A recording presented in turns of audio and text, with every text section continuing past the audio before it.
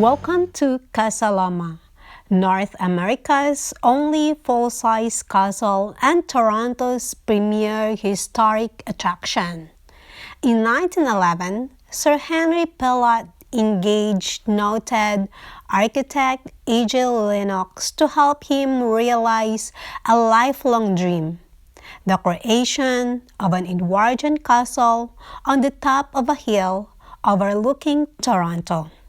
It took 300 men nearly 3 years to complete the nearly 200 square foot castle at a cost of $3,500,000 at the time. Situated on 5 acres, Casa Loma was the largest private residence in Canada. This exceptional organ was built in 1923, and this organ cost of 55,000 Canadian. This is the Peacock Alley. Peacock Alley was named after a similar groin-vaulted hallway in Windsor Castle, England. The walls are paneled in oak and the floor is clad with teakwood planks. It is secured with the rosewood and mahogany dowels. No nails were used in its installation. During the Pellat's time, the hall was lined with chairs and tables. The floor was covered with a large Persian rug, animal skin, and their favorite artwork from their personal collection. Pellat had one of the greatest fine art collection in Canada, with an estimated value of $1.5 million, which is nearly $20 million today. Conservatory. The conservatory was originally named the Palm Room. It represents the Pellat's love for gardening. Afternoon tea was often enjoyed here during the winter months. The bronze doors were inspired by an Italian villa and cost nearly $10,000 each in its time. The ceiling has a stained glass dome backlit by 600 light bulbs so that the details of the dome could be appreciated all day. The cost was $12,000. This one, guys, is the library. The library was a fairly casual room in which the Pellats could entertain close family, friends, and relatives. It was filled with comfortable couches, huge costume-made rugs, family photographs, curio cabinets, and oriental porcelain. The library gets its name from the glass-fronted bookcase lining. The walls were designed to hold over 10,000 volumes.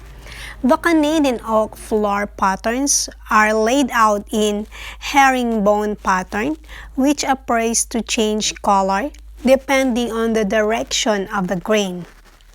The ceiling was inspired by the Elizabethan era.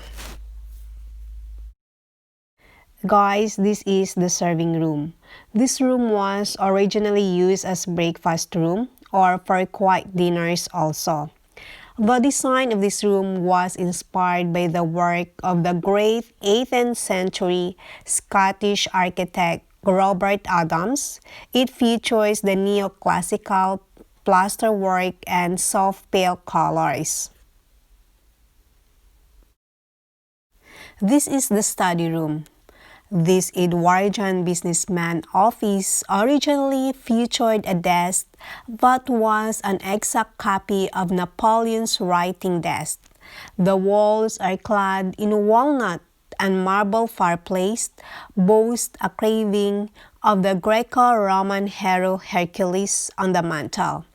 Flanking the fireplace are 2 narrow doors leading to hidden staircases, on the left leading to the sleeping quarters, and the right to the basement level, where the main electrical system of the house could be easily accessed. This is the Oak Room. The Oak Room, originally named the Napoleon Drawing Room, was perhaps the most formal room in the house, used for entertaining. It was designed to impress. It contained some of the finest examples of art. This is the garden, guys. This garden is just like beautiful, and you can hold a wedding ceremony here, or you can do a wedding photograph, or you can do whatever you want here, guys. This is a beautiful view, and you can see it from upstairs to downstairs, and there's a lot of flowers that the Casa Loma maintaining the beauty of this. So guys, this is Lady Mary room, the wife of Henry Pellat. So we will enjoy rooming around her room. Lady Mary had a much larger suite than her husband. It included a bedroom, a very large sitting room, a solarium, a bathroom, and a wardrobe. It was a private area where she could entertain friends and family. Her bedroom was furnished and painted in a pale blue color with white highlights inspired by classic Wedgwood pottery ware, detailing swags, foliage, and urns. Lady Mary was widely known as an authority on art and objects d'art. She was also a strong supporter of the Girl Guides movement. In 1912, she became the Chief Commissioner of the Girl Guides of Canada.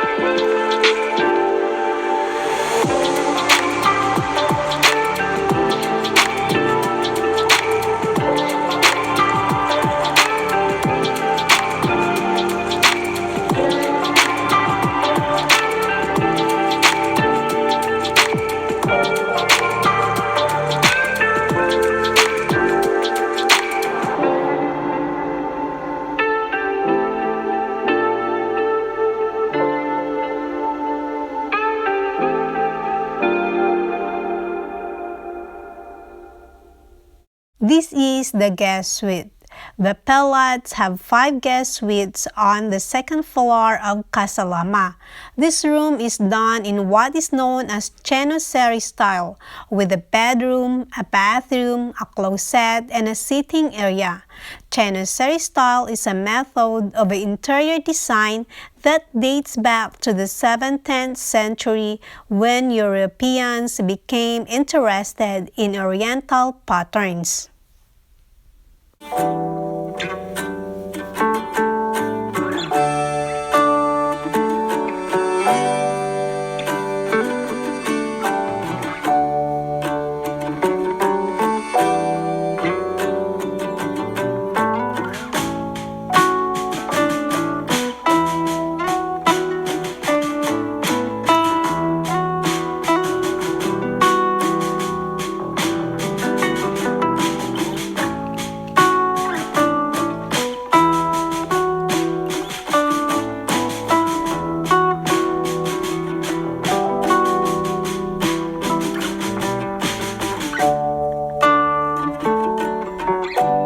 This is Sir Henry's personal suite, separated from that of Lady Mary in the Edwardian era. It was common for the wealthy to have separate bedrooms and living spaces. In spite of the elaborate taste in furniture, Sir Henry's bedroom was decorated in a fairly simple manner. The French doors at the foot of the bed opened onto a small balcony above the great hall where Henry sometimes presided over parties and special events. On Henry's bedside table, there is a delightful lamp with the figure of a wyvern perched on top blood dragon that has two legs. Pellat seemed particularly attached to this lamp. When he left Casa Loma in 1924, he took the lamp with him. This one, guys, is a round room. This room is perfectly round because it fits into the base of the Norman Tower. The round room design was also inspired by the style of the late 18th century Scottish architect Robert Adam.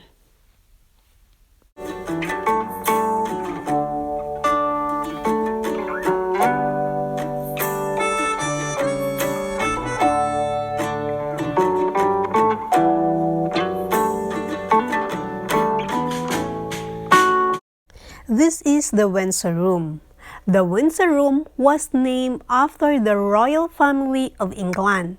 Sir Henry hoped that this room would one day serve as a guest room for visiting royalty. The bed, made of walnut, is highly unique, dating back to the 19th century.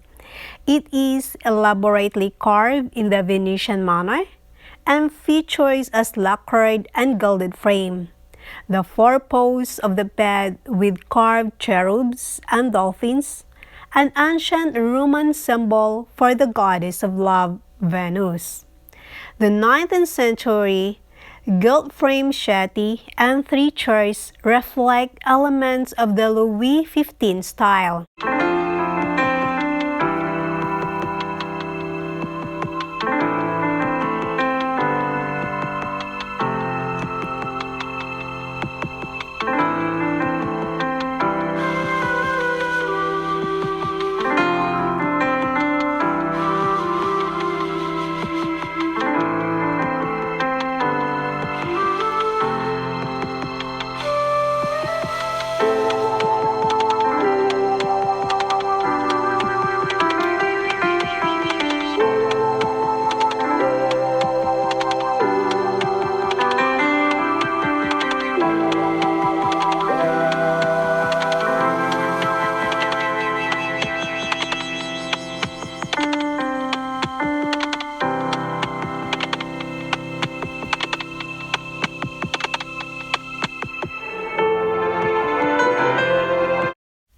This is the meeting room of the Group of Seven, which is active from 1920 to 1933.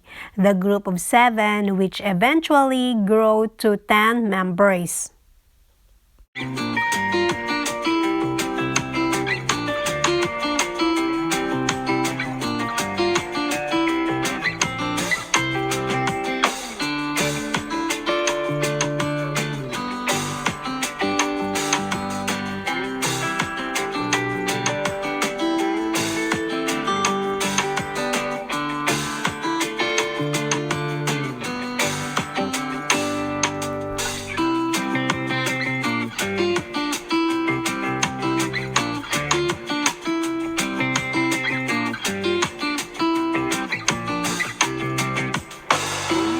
Oh, this view, guys, is very mesmerizing, but you need to pass by a narrow staircase in order to come up here. This is for the tower view, guys. It's so amazing and I really love it.